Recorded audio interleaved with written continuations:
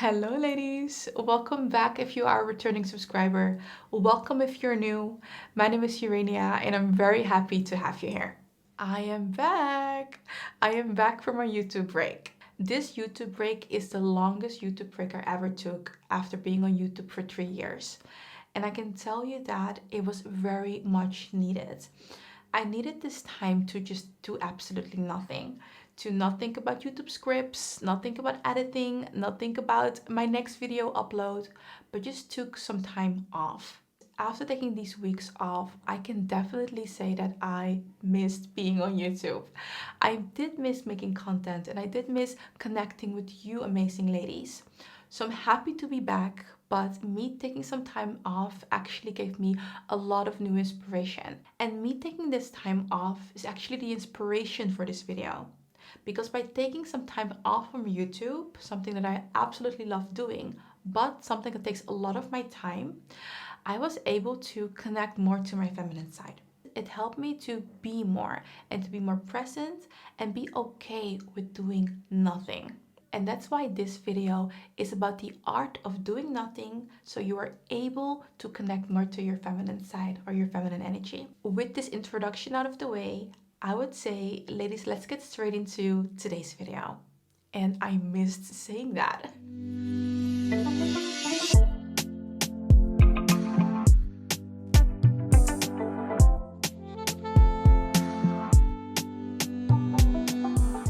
So before we go into different things that I did in the past couple of weeks that helped me to connect more to my feminine side, I would like to explain why it's so important for us to do nothing so that we are able to connect more to our feminine side. And the answer to this question is actually quite simple. Because the art of doing nothing or embracing stillness or relaxation, that can help you to connect to your feminine side because you're able to simply be. And being or being present is what our feminine energy is all about. Our feminine energy is our being energy, and our masculine energy is our doing energy. And that gets me straight into the very first thing I did in order for me to practice the art of doing nothing. So the very first thing I did was cultivating self-compassion. Cultivating self-compassion has to do with being kind to yourself. In the past couple of years, I have been on my journey of leveling up and on my femininity journey. And because I've been on these journeys, I am able to cultivate that love towards myself. I talk to myself in a kind way and also in an uplifting way. And cultivating self-compassion is a form of self-love. The thing that happened in the past couple of years is that I also started this YouTube channel. I did not have enough compassion for myself to understand that I did a lot and that taking some time off from something I love to do would be for my own benefit. It would be for my own peace of mind and it would be for the quality of my content. And I think mothers are the best examples of this. Mothers have a full-time job of being a mom. And then besides them being a mom, they are also a partner, a wife. They have a career. They are a friend. They are a daughter. They are a sister. Wearing all these hats can be quite exhausting. So for that reason, having self-compassion and listening to yourself when you're actually quite tired, being more kind to yourself because you're doing a lot.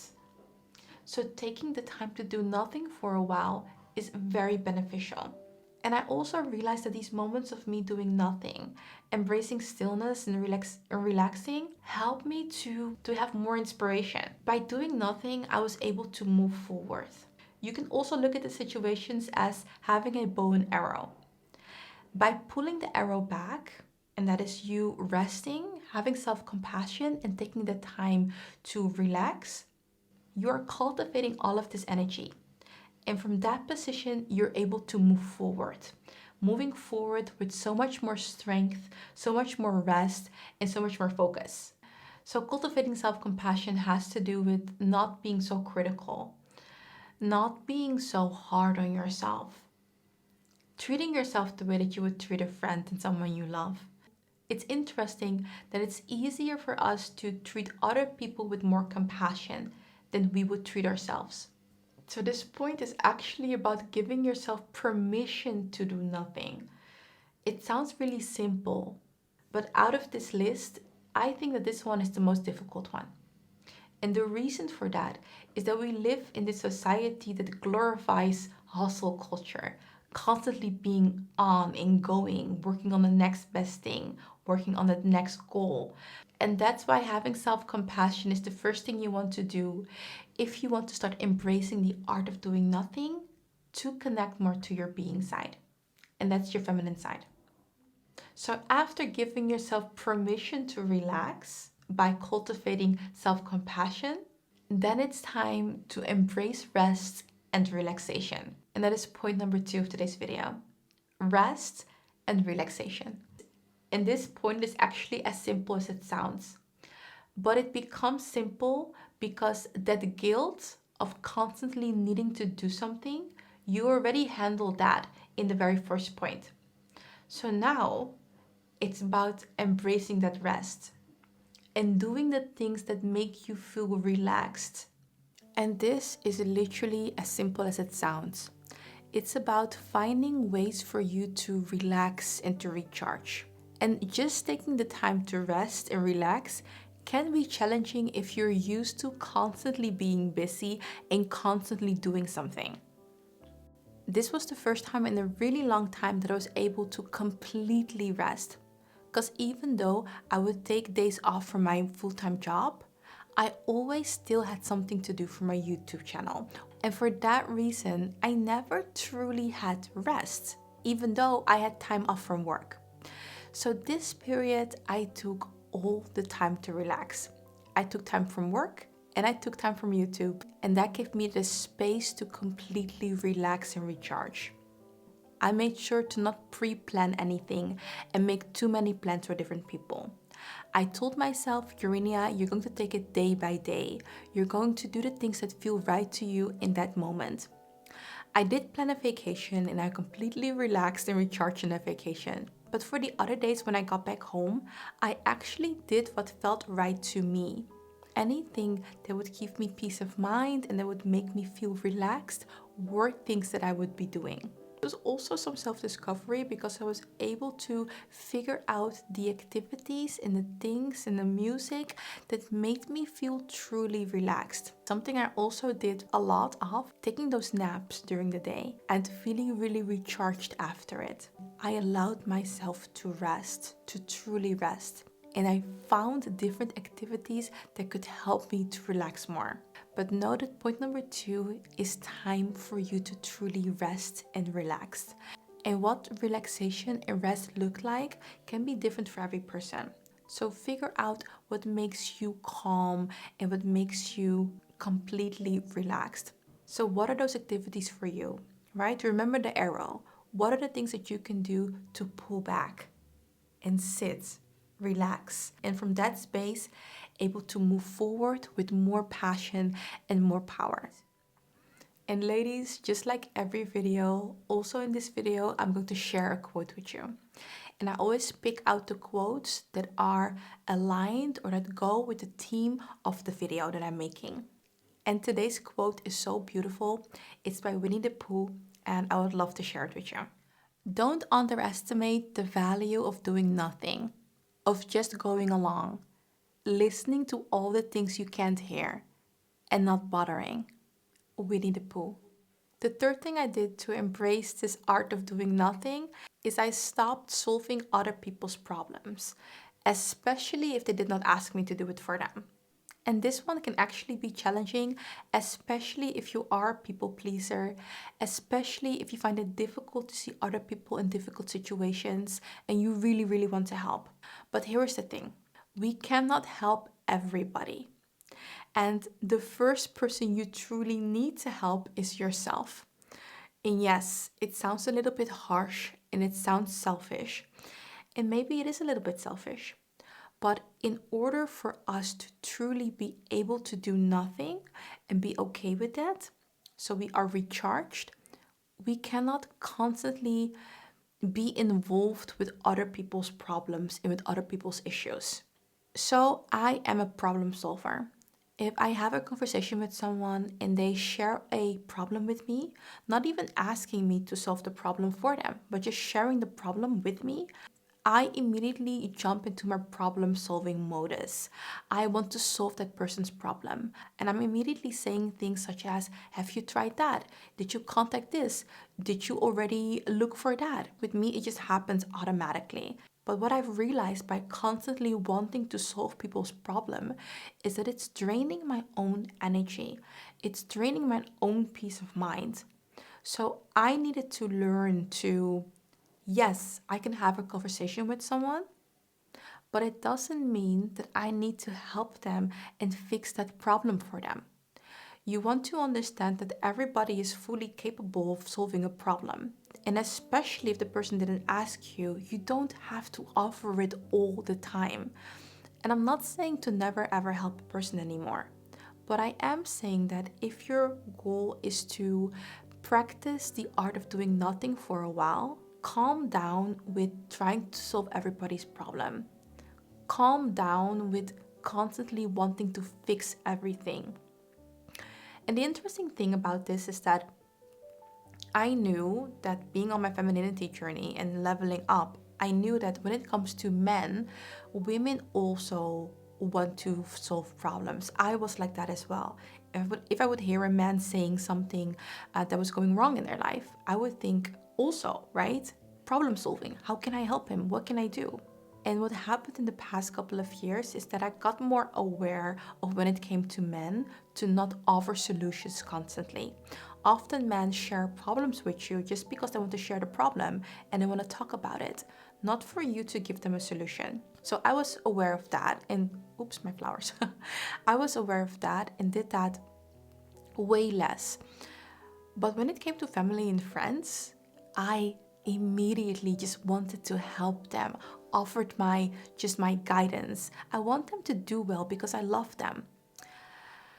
But it did bring me in many positions that I was overgiving, I was doing too much, and that is draining. So my advice to you, I practiced it myself in these past couple of weeks, and I'm going to continue to practice it more often, is to not try to solve everybody's problems. Their problems are often not your problems. And we are all adults. We can fix the problems that are presented to us. And often the problems that we are given are there to make us stronger and make us grow. So don't immediately take away somebody's lesson. Let them figure it out. And if they figured it out and they need your help and you are in a position to do it, then you do it. Also, what I would like for you to do is that when someone is coming to you for help, ask them, what if they tried themselves? Because what can happen is that if you are known to be that problem solver in your family, often people around you don't even bother to figure it out themselves. They would just come to you because you would fix it anyways, right? Ask them, what did you do to fix the problem yourself? That's the first thing you want to do because it helps you to also not put too much on your plate. Number 4, enjoy life's simple pleasures. I am actually more of an introvert. I love spending time alone. I love doing things by myself. I like spending time with my family and friends as well, definitely. But I have a good time alone too. So, in this period of me taking this rest and recharging, I did so many things by myself, but simple things, and I was able to enjoy these simple things. As I mentioned in the previous point, I'm going to give you some of ideas of things that I did, simple things that I did that really brought me joy and that hopefully will bring you joy as well. A couple of the things that I did to enjoy life's simple pleasures was to simply read a book. I would go to the park, I would sit on my couch in my living room or in the garden, and I would just read a book. And it's something so simple, but it brings me so much joy. Something else that I did because I had this time off was just exploring my own city. So I would walk around and find these different little streets and shops, and I would just wander. I would just go into the city during the day and just find these new places in my city, kind of rediscover my city as well. I would go and get an ice cream. I love ice cream. I would take a warm bath and literally feel the water on my skin and enjoy it. I would make myself a cocktail or make a delicious meal for myself. I would just be outside and feel the sun shine on my body. I would call someone I love and have a nice conversation with them. I would buy flowers, something that I do all the time. I was looking up different restaurants that I wanted to go to. I went into my closet and looked at the items that I had and created different outfits. These are simple things that I did that brought me so much joy and so much pleasure. So, what are simple things you can do that bring you joy? That's my question for today's video. What is something simple that you can do or that you are already doing that brings you joy? Please share it with me in the comment section below. And the fifth thing that I did to connect to my feminine energy by doing nothing was to go offline. I took a break from social media and I limited the amount of time I was on my phone and on my laptop. I wanted to be present more. I sometimes feel that technology can take over our lives. Social media, the notifications on our phones, it may give you this unnecessary urge to constantly be on. And I felt the need to just be off, to be offline. And even if I would get texts from people that I know, I would not feel the urge to immediately reply. I would reply when I felt like it. And that actually gave me a lot of peace. It was just so nice to not need to be on my phone constantly, not need to check what's going on online all the time. So try to unplug when you're practicing the art of doing nothing. This will help you to truly relax and truly recharge. And I want you to remember that we live in a world that runs on masculine energy and it glorifies hustle culture. It glorifies constantly being busy. And as women who are on this journey of honoring and discovering our feminine side, it's important for us to normalize taking breaks and embracing the art of doing nothing. And I hope that you understand that by doing nothing, you are actually doing something. Remember the arrow. You are pulling back. You are charging yourself up. And from that place, you're able to make even more amazing things happen for yourself. All of these things that I mentioned in today's video will help you to embrace your feminine side. Simply because you're able to just be. I hope that you enjoyed this video. Again, I'm happy to be back and I would love to see you in my next video. Bye, ladies.